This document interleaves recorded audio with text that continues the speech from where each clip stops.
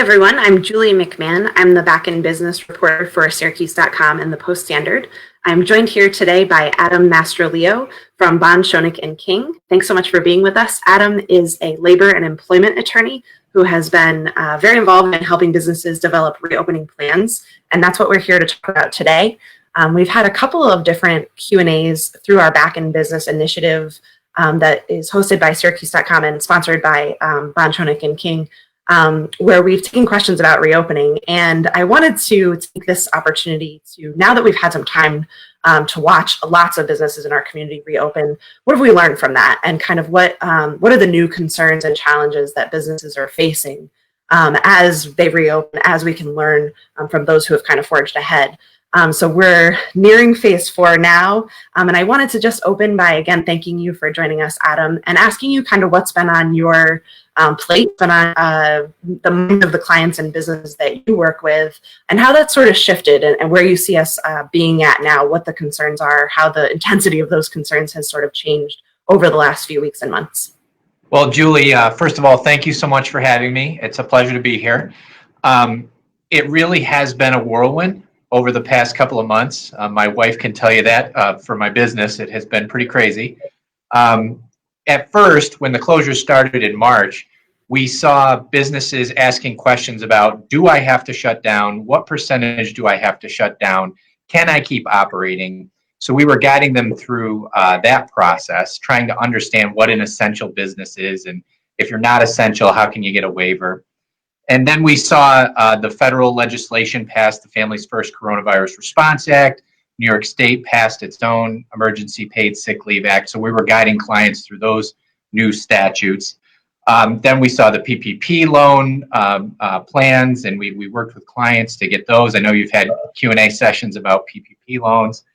And then in May, on May 15th, we had phase 1 start. And we had the state guidance that was released on May 14th, less than 24 hours before. So we scrambled with our clients. We got them ready to reopen. And then we've been guiding clients along the way, how to reopen, what do you have to do, what steps you have to take. And we've developed our fundamentals of reopening to really guide our business clients through the process. Now what we're seeing is businesses that have been opened, have put their plans in place, have specific questions about the guidance, about what the state is requiring them to do, and, you know, kind of maybe gray areas where there isn't such clear guidance and they're looking for our advice on what to do. Clients and businesses are also concerned, as we're going to talk about, with what's my exposure? I'm open now. Am I at risk of being sued for anything related to COVID-19? So the questions have changed, but all along the process, we've been trying to guide our clients through this. Thank you so much, Adam. And now, Syracuse.com is here with Adam Mastroleo from Schoeneck King talking about reopening. And I've kind of been phrasing this as a 300-level course in reopening for businesses. You know, a lot of businesses have been through the Reopening 101. We're happy to take questions, though, on the basics. So if you have some sort of fundamental questions about reopening plans, please send them our way. Feel free to drop one into the comments, and we'll be happy to take those questions. But as Adam mentioned, a lot of what I'm hearing from businesses is, now that we're open, you know, what are sort of the risks and how do we kind of account for them and make sure that we're sort of protecting ourselves, and businesses are having a lot of struggles right now. So this is an important consideration too. And I'd like to dive right into that and talk about something that I'm seeing a lot in the news that I think is a good starting point for us on this, but speaks to the bigger picture question of, you know, how do I protect my business, and what does happen if God forbid, you know, there is an exposure in our community in a business locally. So we hear a lot about waivers. This has been, I just did a Google search of waivers, and there were like 20 new news articles since the last time I read about it. And I think people, both consumers and business owners, are starting to see, as businesses open, a lot of places are deploying liability waivers. So I want to really cover this, you know, from the bottom up, and just ask you a little bit about, you know, what does a liability waiver, what function does that serve? Why, you know, in ordinary times might that be a helpful thing for a business owner to consider, and how does this apply in the coronavirus era? And I know there's a lot of different elements to this, but just ask you to give a sort of high level overview of what's going on with these and why some businesses may be turning to them. Thanks, Julie. The concept of a liability waiver is not a new one. They've been around for a long time, but what we're seeing with the current pandemic is businesses with this new concern. What if somebody contracts the virus at my business, or while they're in my store, or one of my employees catches it? Do I have risk? And so the term liability waiver has been thrown around as one option to mitigate that risk. So I think it's important, first of all, to understand what a liability waiver is. It is a document where someone is asked to sign that they will not sue a business for that business's negligence. So you, as the signer of the waiver, you are waiving a business being negligent. Ordinarily, businesses cannot waive or do not waive negligence. So if you slip and fall at a business property and that business owner was negligent, you can sue the business for negligence. What a liability waiver does is it says that you cannot sue for that business's negligence.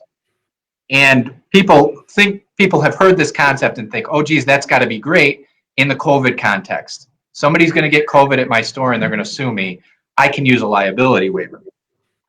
I think that there's an analysis that you really have to go through to understand whether a waiver is right for you, whether it is even enforceable, and if it makes sense. So if you don't mind, Julia, I'll walk through that analysis. I think you have to first examine the limitations of a liability waiver in your business. And you are going to be looking at, can it be enforced generally, and will it be enforced in this case?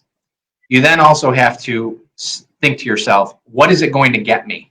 What benefit does it provide to me? And then third, what are the costs? And we're going to talk about some practical implications of having employees or customers or visitors sign liability waivers. So you have to do this analysis, and you may reach a conclusion that you think, okay, a liability waiver makes sense, but you also may reach the conclusion that a liability waiver does not make sense. So I can start within that analysis. I think you first have to look at, who are you asking to sign the liability waiver? And many businesses that I've been dealing with have employees, and they've asked, should we have our employees sign liability waivers when they come back to the office? And the answer to that usually is no. And here's why. Employees in New York State are entitled to workers' compensation benefits for injuries that they sustain on the job. It has not been clearly decided by the New York State Workers' Compensation Board yet, but we believe that contracting COVID at work, if an employee could prove they contracted COVID at work, that would be something that's covered within workers' compensation. If, or because an injury or because catching COVID would most likely be covered by workers' compensation, an employee would not have the right to bring a lawsuit against their employer. So workers' compensation has exclusivity, that's what it's called. And because of that, employees can't sue their employers for negligence if they get hurt at work. Another issue with an employee waiver is that it's generally going to be void as violating public policy. New York courts have held that in certain instances, waivers are void because they violate public policy due to certain circumstances. In this case, it would be the unequal bargaining power between an employer and an employee. So not only would a waiver not be effective because of workers' compensation, but it also might be void as violating public policy. So if you think in our analysis, what benefit does that provide to me as an employer? Having employees sign a waiver is probably not going to provide much of a benefit. And then you examine the costs as well. There are very practical costs for having employees sign waivers that say, you might get sick here at work, and we don't necessarily, the employees could take it as you saying, we don't necessarily care about your safety. We care about our bottom line more. So employee morale is a practical consideration here. And and there's the perception that you're not taking employee safety seriously. So when you weigh those costs and those benefits, in almost all cases, it doesn't make sense for an employer to have an employee sign a liability waiver. Great. Thank you so much for going through with us, Adam. I think the takeaway there is when it comes to employees, and we're going to break this down into different relationships, but when it comes to employees in New York State, we have a process, workers' comp, for these types of claims. So again, weighing some of the risks and costs, I should say, with putting that kind of burden or asking an employee to look at something like that when it may not really give you much of a benefit. Again, performing that analysis. So I'm going to take that same analysis and ask you to do the same when it comes to consumers. And I think this is where some of the conversation has been sparked is people are starting to see these, may go into a hairdresser and be asked to review something and sign it. This might be part of a process that you're asked to participate in. If you go to a hairdresser, you're going to get your temperature checked, that kind of thing. So walk us through that same question for consumers, for our customers coming into a business, and what some of the costs or potential benefits could be to asking them to sign a waiver. Will do, Julie, thanks. So customers and or visitors will say they pose a different analysis, or they have different pros and cons. First of all, you mentioned hairdressers. That's a good example. I think first you should look at what are the practical considerations for customers and visitors signing these waivers. Some businesses, it's just not feasible. If you are Lowe's or you are Wegmans, you can't have every single customer that comes into your business sign a waiver. It's just not practical. So that's one thing. Another practical consideration is goodwill. These aren't your employees we're talking about. These are patrons of your service or your business. And what message do you want to send to your patrons that potentially you don't necessarily care about their safety? So that's a practical consideration. Another thing that is important to understand are limitations on the enforceability of these waivers. When you're talking about customers or vendors, you have to understand that waivers are limited in a number of ways. First, you can only ask someone to waive ordinary negligence. There are different standards in the law. So ordinary negligence is you didn't apply or adhere to the ordinary standard of care. However, there are heightened responsibilities. There's something called gross negligence, all the way up to intentional conduct. If you're thinking of conduct on a continuum, with intentional conduct being on one side, you're going further and further toward intentional. Waivers only allow you to ask someone to waive ordinary negligence. So that's one limitation. Another limitation is that courts view these waivers with heightened scrutiny. So that means they're going to look for a way to invalidate them. And I will say that at this point, we don't know yet whether COVID-19 waivers, negligence waivers, are going to be enforced by courts. We haven't seen them be analyzed by courts at this point. We'll certainly keep our eye on that, but we're in a little bit of an unknown area there. Now, in addition, waivers, another limitation is that waivers are not enforceable. I touched on this just a moment ago, when they violate public policy. So they can violate public policy in a couple of different ways. If they conflict with an overriding public interest, they're going to be voided. Or if there is a special relationship, as the law has determined, between the person signing the waiver and the person asking for the waiver, then the waiver is going to be void. So for example, courts have found special relationships between doctors and patients, or between common carriers and passengers. So those are situations where courts have said the relationship is special, there is an unequal power between the two, and we're going to void the waiver. There are also statutory waiver bans. So for example, there are certain areas where the law says you cannot have a waiver, and it's specific, it's in the law. For example, landlords cannot ask their tenants to waive negligence. Caterers cannot ask their customers to waive negligence. Contractors, garages, and perhaps the most famous statutory waiver provision deals with amusement parks, gyms, and pools, where if somebody pays for access to one of those facilities, the owner cannot ask that patron to sign a liability waiver. So these are some limitations that you have to consider. Your business, you may operate a business where a waiver would be unenforceable as a matter of law, and therefore it doesn't make sense. So again, this goes to the analysis. Each case you need to analyze separately. So I guess those are some of the considerations. You have the practical considerations. Does it make sense? What's it going to cost? And then, am I going to get anything out of it? So you need to proceed through those factors and make a decision. I think it's a little different. It's more gray than the employee-employer case. But there are a number of considerations that we talked about. And, call your attorney. Walk through these issues with your attorney to determine if it makes sense for you. Sure. I think that's a great takeaway as well. Is, if you're considering something like this, it may be worth talking to an expert, talking to a lawyer about how to do it in the right way.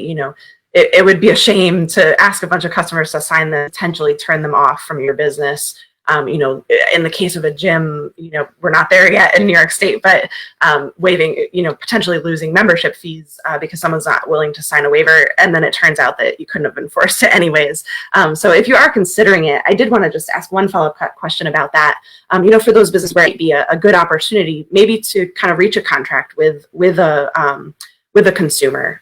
If it's something you think is a good fit for you, are there some ways that you can kind of make the most of that? And I'll use the hairdresser as an example. I was reading about, I think it was a legal opinion about hairdressers. And if you're going to do that, it may be a good opportunity to also spell out, here are all the steps that we're taking to ensure your safety. So it's not something that when the consumer is reading it, they're saying, oh, wow, they're just trying to get off, pass the buck type of thing. So what are some best practices for those they are considering something like this? And I think, frankly, calling an attorney to talk about how to craft one of these in the right way is probably a good place to start. But some other things they may want to consider putting in there if you're going to move forward with this. Well, it's certainly in my own best interest to recommend that you call an attorney. But I think that really is the best advice. I wouldn't recommend somebody trying to put one of these together on their own.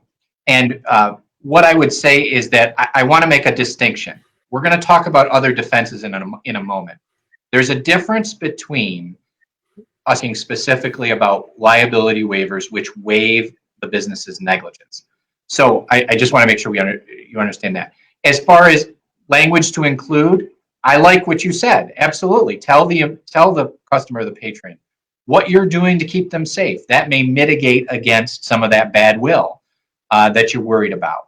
But definitely call a lawyer. Don't try to work one of these up by yourself. Don't Google it. They're not going to, Google doesn't know the law. So, call an attorney. And we've mentioned, as we've discussed, that it depends on where you are. And I think most of the viewers who are watching this are going to be in New York State, but we talked about workers' comp when it comes to employees. That's going to vary depending on where your business is located. So that's another reason why it is really helpful to get advice from someone who can look at your very particular situation if this is something you're thinking of engaging in. Let's go right ahead and talk about what the other options may be. So this is a good prompt for a conversation, right? And some businesses may find this is the right course of action for them. But really, when we're talking about this, we're talking about liability in a much bigger context, right? The concern about we want to get back open, we want to have customers come into our stores, into our restaurants, get employees back into the business.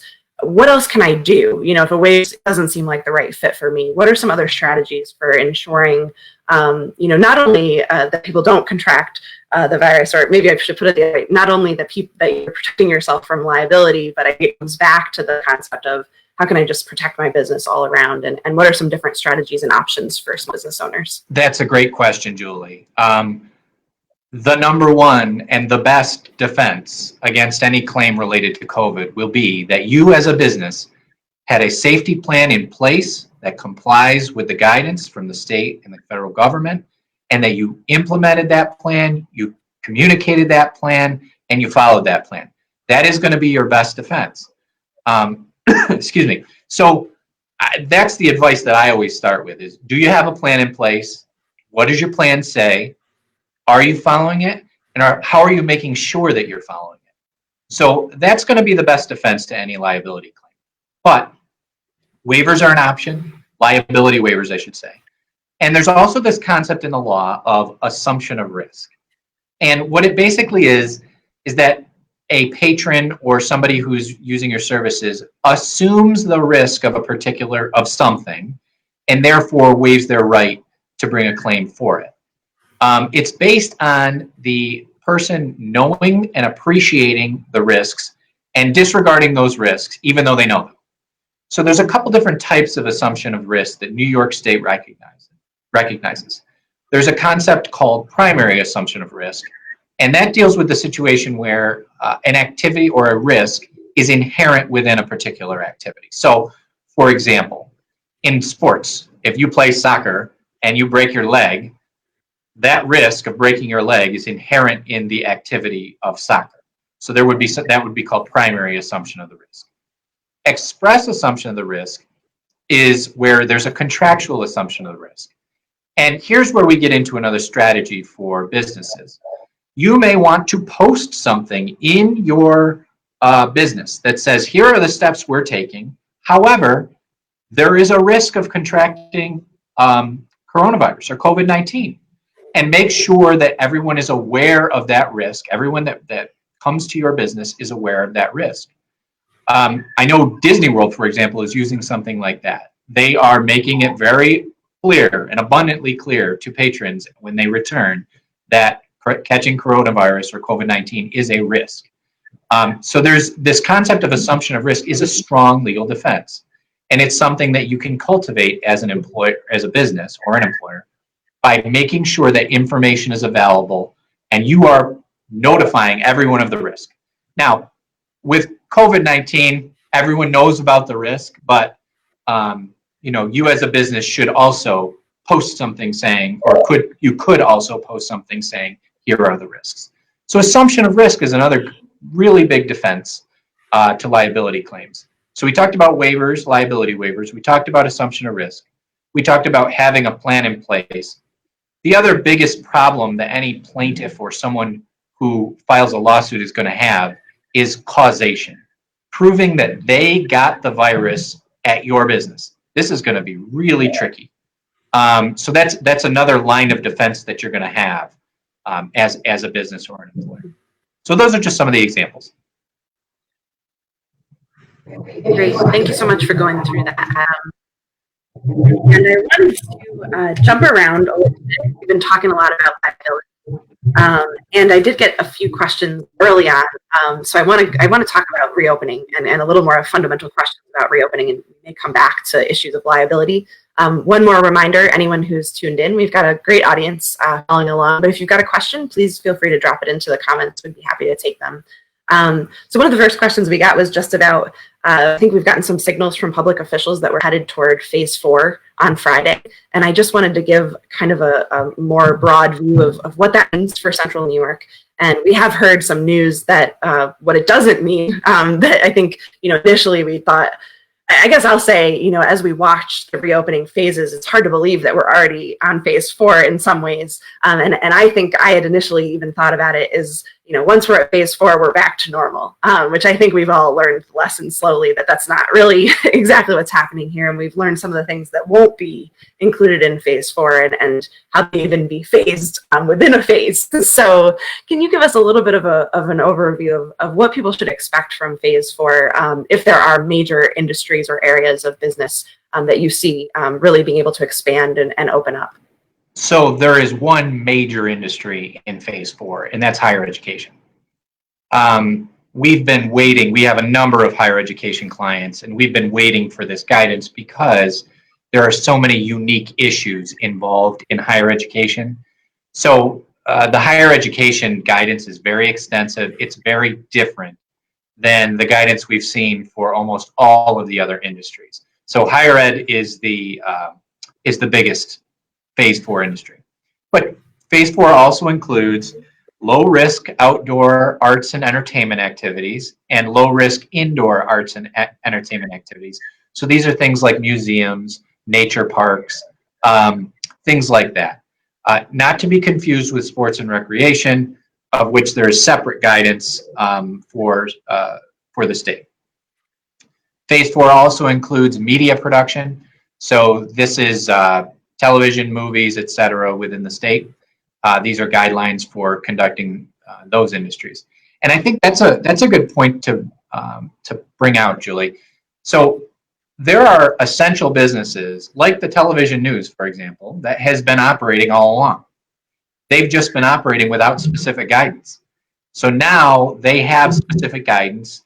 Now they have to follow that specific guidance. Now they have to adopt a plan and affirm that plan conforms with the guidance. So that's what we're looking at for phase 4. I would point out one thing, and you alluded to it. Just because we're in phase 4 doesn't mean we're home. Phase 4 only deals with the next set of industries that are allowed to reopen in a limited capacity. So for example, bars, restaurants, which opened in phase 3, they can't open to full capacity just because we got to phase 4. They are still under the guidance for bars and restaurants that the state put out in phase 3. Same thing for offices in phase 2 and manufacturing and construction in phase 1. So these occupancy limitations, for example, they're still in place, and they're going to be in place until we hear differently from the state. So that's something to keep in mind. Phase 4 doesn't mean home free. Phase 4 just means we've reached the end of what we know so far as the phases. Now, the governor has said recently, we're looking at potentially a 4+, phase 4+, phase 5, where malls, gyms, and potentially amusement parks could be included. So phase 4, we're there for Central New York, hopefully, on Friday, but it doesn't mean we're home free. I think that's a very important point and something of kind of and adapt to also.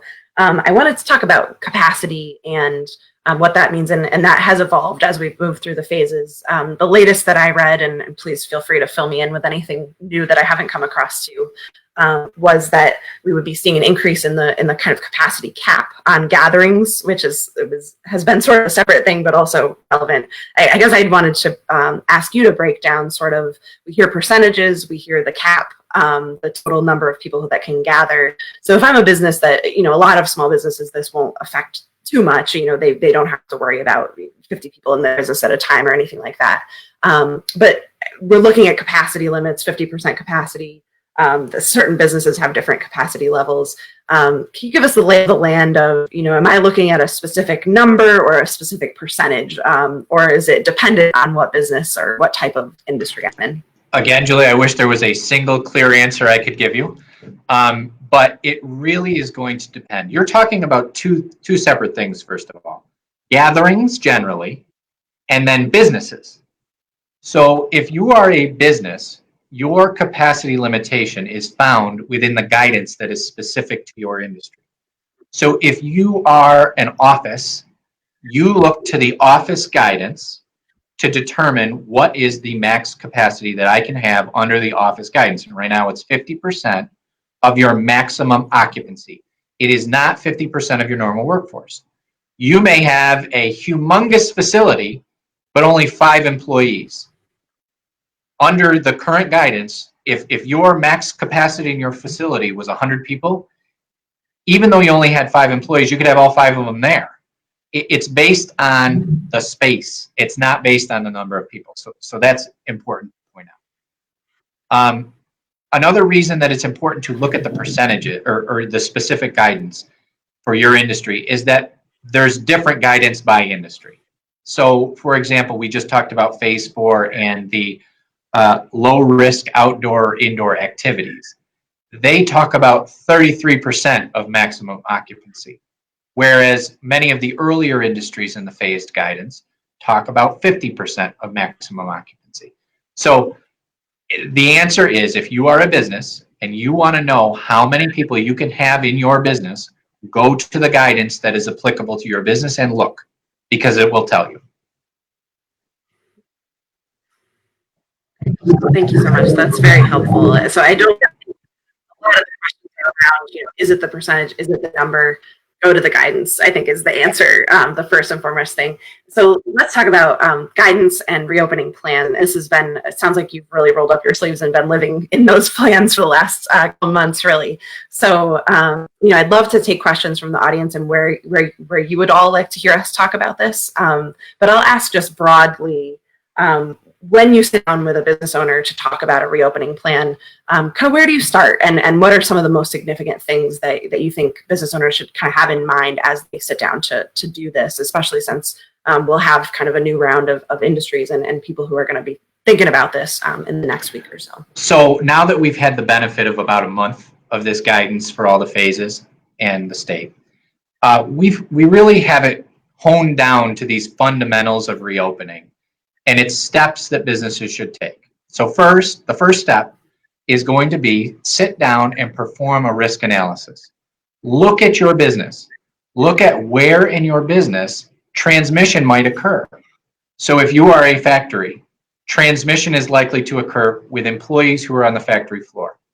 If you're in an office, transmission is likely to occur in meeting rooms, common areas, places where people are going to be together. So the first step is do this analysis. Really go through your business and look at and come up with, where are my risk points? And you write them down. The next step is to look for guidance that is applicable to you. And I know I keep saying that, but that's really, really important here. The state has put out a ton of guidance. And there are guidance for phase 1, phase 2, phase 3, phase 4 industries. But the state has also put out guidance for what they call statewide guidance, where it's not industry-based, but it is something like public beaches or sports and recreation, things that apply statewide. So step 2 of the reopening fundamentals is find your guidance, read your guidance, understand what your guidance says and what your guidance requires. Step 3 is to put together a safety plan that complies with the guidance. Almost all of the industries, for almost all of the industries, the state has provided a template safety plan. I have been cautioning clients against relying on this template because it is so general. The state provided the same template for opening beaches as they did for opening offices. The same template for manufacturing facilities as they did for sports and recreation. So it's very dangerous to try to use that template. What you want to do is follow the guidance. Use your attorney to put together a plan. If you don't want to do that, you put together a plan, call your attorney with questions. Have your attorney review it when you're done. It's not going to cost you that much money, and it's going to give you peace of mind that you're following the guidance. So then, like I said, the next step, prepare your plan. Next step after that is to implement and communicate your plan. It's not just good to have the plan. You have to use it. You have to follow it. There's the old adage in liability and legal cases, what's worse, not having a plan or having a plan and not following it? They're both bad. So if you're going to have a plan, you need to have a plan. You need to follow it, implement it, communicate it. The next step is you're going to have to go on the state's website and affirm that you understand the guidance and that you're going to follow it. So those are really the basic steps of reopening.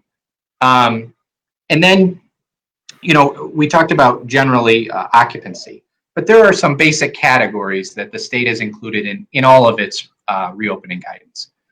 They include social distancing. You got to have a plan for social distancing, how you're going to keep people away from each other.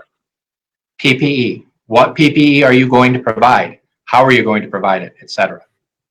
Cleaning, sanitation, what are you going to do to clean? How are you going to clean?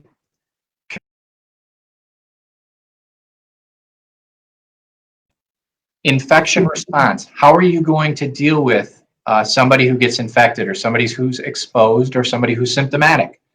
So those are the common themes, common threads that flow through all of the plans, but each industry has different guidance. You need to review that guidance, make sure you understand it, make sure you follow it. Great, thanks, Adam. And I think I'd emphasize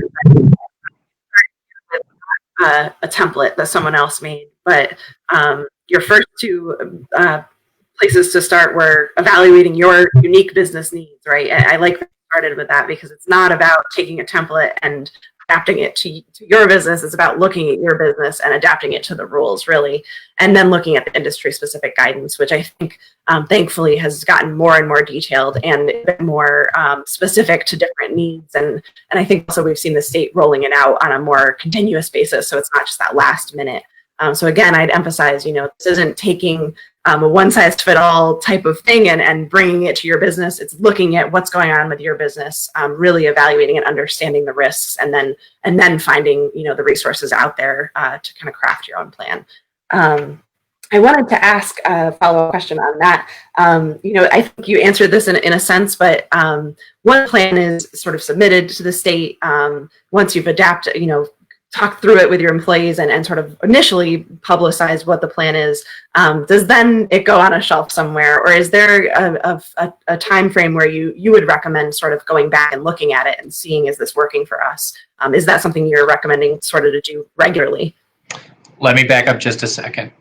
You mentioned submitting the plan. You don't have to submit the plan unless you're a higher education institution. So that was the first. That was the first industry that's been actually required to submit a plan. What you have to do is submit an affirmation that says that you understand the guidance and you're going to follow it. But to your question more specifically, it is absolutely not something that you should just put on the shelf. Everything is changing so quickly that these plans, you may put something in place and you may be a week back at your office or back at your facility and realize this isn't working. So you need to figure out, how can I continue to comply with what the guidance is saying I need to do, but change it up a little bit. I think these are evolving documents. You need to make sure you're reviewing them. One of the things that I've really learned through this process is that you really have to stay on top of the guidance. I know I've said this a number of times, but it's really true. For office guidance, for example, the first office guidance came out when phase 2 went into effect back at the end of May. The state released revised office guidance last week, and it changed some things substantially. So you need to keep on top of what the guidance is, make changes based on what's working for you, what's not working for you. The state guidelines require you to have that plan at your office available for inspection. So I'd say it's a living document, work through it and try to, the goal here, and I don't want to lose sight of it, the goal here is to protect people, to keep people safe. So, if there are things that you're doing that aren't working to keep people safe, you need to make changes. Keep working through your document, keep it's a living document. Thanks, Adam. And thanks for the correction on submitting the plans too. That was something I haven't returned in a while, but I think the higher education put it in my ear. So, but yes, again, it's not something that you have to submit. You just have to certify that you have one. So I wanted to talk and just give you the opportunity to talk about the aspect of the plan dealing with if there was an exposure in your workplace or business. And maybe some of those considerations or if there are best practices for that type of thing, if it varies depending on industry. I apologize. I missed the first part of that question. Oh yeah, I'm sorry about that. I was asking about if the aspect of the plan dealing with potential for exposure in the workplace and what would happen. I know I kind of got into offices and that a lot of what I was reading best practices were to, even have a room available. So if you become aware of someone who has symptoms, to have an ability to kind of quarantine someone within an office space. But are there other best practices for handling an exposure or potential exposure in your workplace or business? So that's an option, the isolation room. But it's going to depend. So you're screening, if you're an employer, you are screening employees on a daily basis with, at a minimum, a questionnaire that asks whether they're experiencing symptoms, whether they've tested positive, or whether they have had close contact or exposure to somebody who's been positive. So you're using that to weed out people, and you're telling people if they answer no, don't come to work. Similarly, if you develop symptoms while you're at work, leave. You can tell them you need to leave. You could do the isolation room. I've seen employers do that. I don't think it's necessary, but it may work for certain employers. If you have a confirmed case, there are certain steps that the guidance requires you to take. So you have to contact your local health department. Here in Onondaga County, it's the Onondaga County Health Department. You have to notify them. You have to talk to them. Most likely, they are going to ask you to do some contact tracing. Under the guidance, you will have a log or a record of who was at your business, what visitors were there, what employees were there, and you should be able to narrow down who was in an area where there might have been an exposure. So you work with the local health department, you follow their guidance. They may tell you you need to notify people. So you need to notify people, maintaining confidentiality at all times. There are certain cleaning requirements. If you have an exposure, you need to close off the area. You should wait as long as possible, and you should disinfect the area where the infected employee or visitor was. So there are cleaning requirements and there's notification requirements. You should also communicate with the infected employee. If it's an employee, check up on them, see how they're doing, how their recovery is going.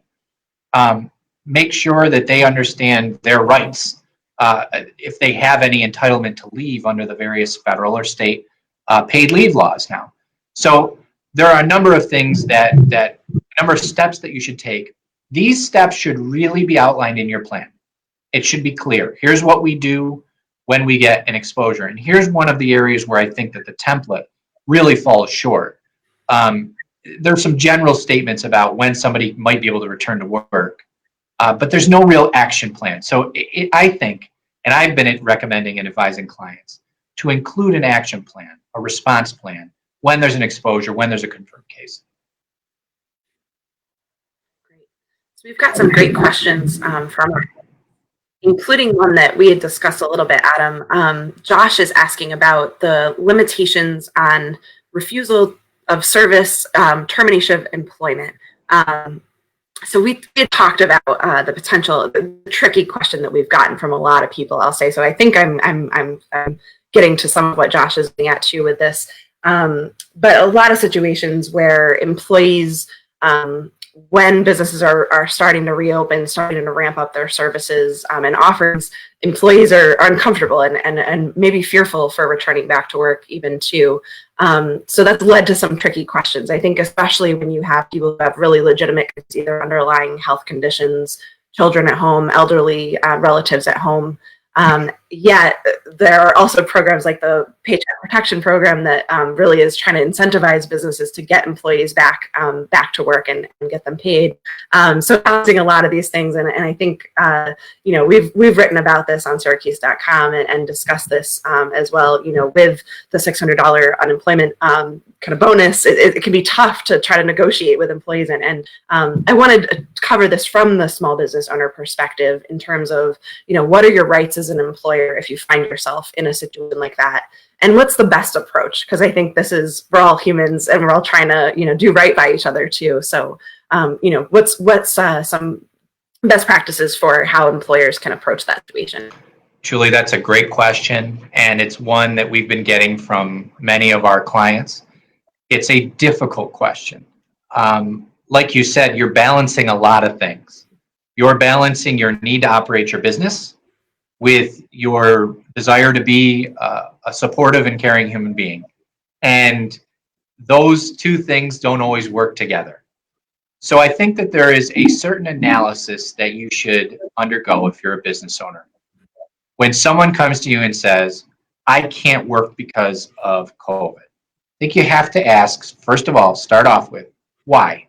Why can't you work?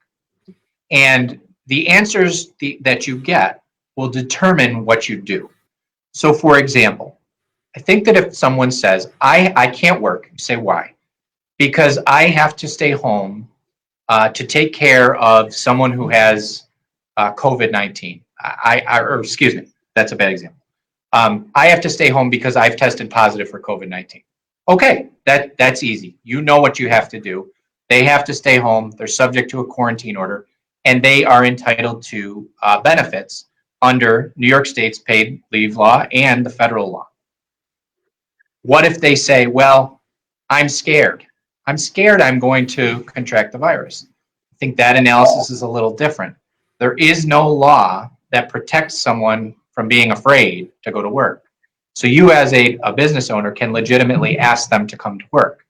Now, if they tell you, I have an underlying mental condition that is going to be exacerbated by coming to work, and my anxiety will be over the top, and there's medical, and that's an issue. Then you need to, then that's a whole nother set of issues that arise under the potential ADA, under the ADA, excuse me. I guess the analysis flows through, what is the answer they're giving you? Is it protected under the federal or state emergency paid leave laws? If it's not, or if it is, then you give them that leave. If it's not, is it protected under any other statute? Is it protected by FMLA? Are they entitled to leave under the FMLA or under the ADA? If they're not entitled to leave under those statutes, is there some collective bargaining agreement or other employment contract that might govern what you have to do? That's your next step in the analysis. If there isn't, and this employee says, I'm just afraid, then you have to make a decision. You can legitimately ask them to come to work because there is no protected basis on which they can stay out of work. So the outcomes are, an employee could have protected leave under one of the statutes we talked about. You could discipline an employee for not coming to work, for being absent, for being AWOL, up through and including terminating them if they're not protected. Or another option that employers have been utilizing is an unpaid leave of absence.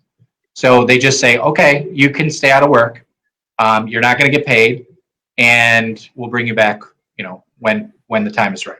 So but that's completely up to you as an employer. That's solely within your discretion. I wanted to point out one of the common questions I've been getting from clients is, my employee doesn't want to come back to work because he or she is making more on unemployment than they were here. And that is not a legitimate reason to stay out of work. That is not a protected reason. You as an employer can ask that employee to come back to work. If they don't, they may forfeit their rights to unemployment insurance. So that's not a legitimate reason. I've had a lot of clients ask about that. And I think especially as the process of reopening, that question, I think I'm hearing a little bit less of that question. People are sort of starting to understand, okay, things are returning back to normal. But I do appreciate that these are human questions too. It's, there are legal rights that you have, but like everything we've been discussing, when it comes to liability, there's the law, and then there's also, practical considerations about, you need a workforce and you need good morale as well. So those are all things to consider when you're talking through questions like these too. So I definitely appreciate that. We do have time for a couple more questions if anyone's watching and has one that we haven't gotten to yet. I wanted to get through a few more. This one's a tough one. I don't know a lot about it myself, so I'll see, Adam, if you can offer any insight. Dealing with, this is a little bit of a business question, a little bit, I think, also where myself included, people get confused by the gatherings rules versus capacity rules. So this was asking about wedding venues in particular. And I don't know if you have a sense of kind of where we're at with those, but numbers. And I had thought about, if you're having a backyard wedding, we get those group gatherings, right? It was 25. Eventually, we'll go up to 50. But if it's within a venue, can you offer any insight into how you might approach something like that? I haven't looked at that issue specifically, but what I would do is try to find the guidance that most closely fits, right? So I think there you might be looking at food, the indoor food establishment guidance. Go to that, see what that says about maximum capacity, and then use that. Because my analogy would be that is no different than a restaurant. But I don't know. I haven't looked at it, so I can't tell you with any certainty. But that's what I would do, is try to find the guidance that fits. Offhand, in my head, that's what I think would be the most analogous, but I haven't looked. Appreciate that. And I think we have watched that, again, New York State is rolling out more and more specific guidelines that really address the concerns of more specific businesses even within industry. So something to maybe watch out for. But I can say that as of right now, if it's something in a private setting, there are the limits on group gatherings, and that might be another place to look. If you're looking at venues, it's another consideration. Just looking through some questions here to see if there's more. Yes, John is asking about retail stores and employees' safety. And if you give us a sense of some of the requirements, and these may apply, beyond retail, but ways that employers working in the retail space might ensure that their employees are safe. So I can tell you generally what the guidance says about these different areas. I don't have the retail guidance memorized, but I know that social distancing is an important factor, right? Maintain social distancing when you can, keep 6 feet apart. I know in the retail context, there are times when 6 feet of social distance cannot be maintained, and I know that the guidance addresses that. So, for example, when you're cashing out, when you're paying for something. In those instances, my understanding of the guidance is that a mask must be worn. The general theme throughout the guidance is that in any scenario at work where 6 feet of social distance can't be maintained, then masks have to be worn. There are specific details in each industry guidance document, but that's the general principle. Also, in the retail context, there are requirements regarding cleaning, hygiene, disinfection, having hand sanitizer and/or washing soap available at locations, providing PPE. One common theme through all the guidance is that employers have to provide masks to employees at no cost. Employers also have to communicate their plans, so employees should know what the plans are, what the safety precautions are being taken. So there are those common themes that are definitely present in the retail guidance as well.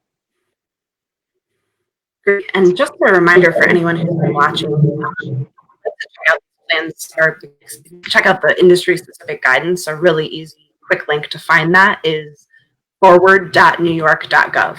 And it is, again, increasingly broken down more specifically by industry and by business. So if you have questions, that's a great place. And Adam has graciously given us kind of top-level overviews of some of that and gotten into some of those. But thank you so much for your questions. We're in the home stretch now, so we might be able to get to one more if I see another pop up. But I did want to return to another question we had discussed, Adam, about liability insurance. And I think this has been part of the conversation when we're hearing about waivers and, again, the trepidation of businesses kind of tiptoeing into reopening and knowing, hey, this could have consequences. So, insurance is a resource potentially. And we've heard, I've watched different legislative bodies talk about, is there a need for COVID specific insurance, or does general liability insurance help businesses? Is it enough? So I guess if I'm a business owner thinking about this, where do I start to find out, am I protected, and are there steps I can take to make sure that I am covered potentially if I did face a claim from someone about contracting the virus in my business? Julie, that's a really good question as well.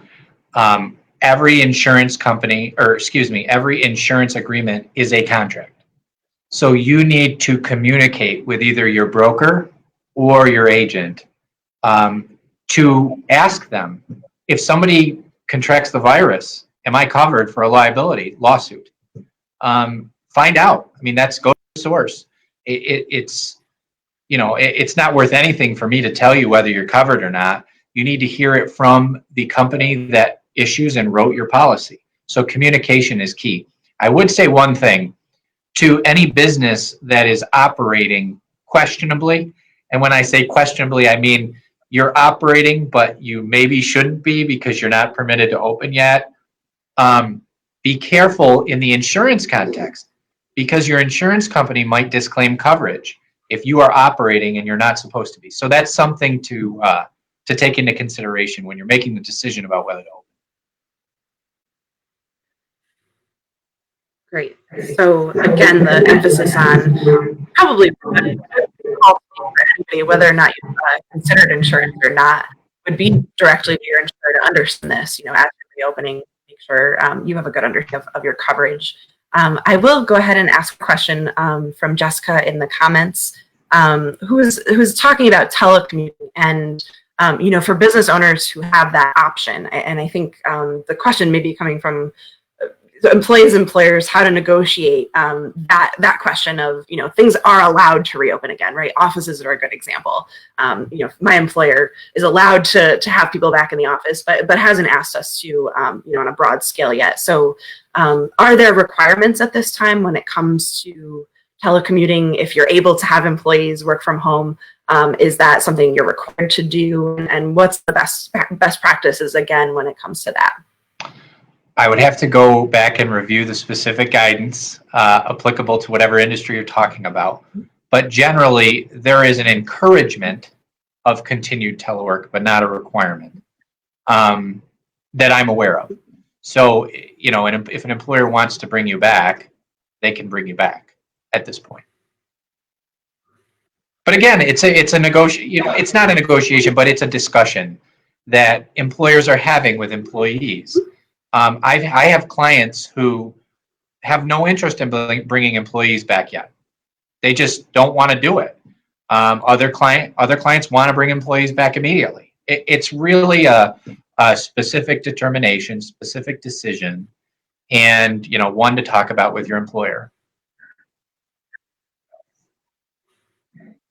Great. And again, Jessica, to partly answer your question, generally speaking, we know that it's encouraged to keep telework if that's possible, but the requirements would lie in the specific guidance for the industry. So it's a little bit tough to answer the question without knowing the industry and taking a look at that guidance. Exactly. So it might be worth just pulling up that forward.newyork.gov just to see if it addresses telework when it comes to your specific industry that you're working in. So we are now at the end of our hour. I will just give you a second, Adam, if there's anything that we missed or that you'd kind of close in terms of what you're seeing, and just wanted to thank you for joining us. But any last tips for someone who's kind of maybe starting to draft a reopening plan, or guidance for people broadly speaking? We keep talking about guidance, Julie. First of all, thank you very much. Yes. Thank you very much for having me. It's been a pleasure. We have been putting these plans together for clients. We've been answering questions from clients about the plans, how to implement them. I am happy to answer any of your questions. Please feel free to reach out. I would say that the biggest thing is to keep in your mind what the purpose of all of this is, and that is safety. So you want to make sure that what you're doing is keeping people safe, and you're doing that by following the specific guidance that's applicable to you. I think that Julie and I have said the word guidance a combined 1,000 times during this webinar, but it's important. It's what we should follow, and everybody's doing great. All of our clients are doing great, and hopefully we continue to get to reopen and businesses get back on track. Well, thank you again for joining us, Adam, and for offering. Anybody who's been following along and didn't get a question addressed, or maybe thought of something while we were watching this, feel free to send me an email at jman@syracuse.com. We also have a really great talkative group on our CNY Back in Business Facebook page that's hosted by Syracuse.com. Where a lot of people, business owners, are sharing their stories, their questions, and we're trying to find answers for them. So that's another great resource.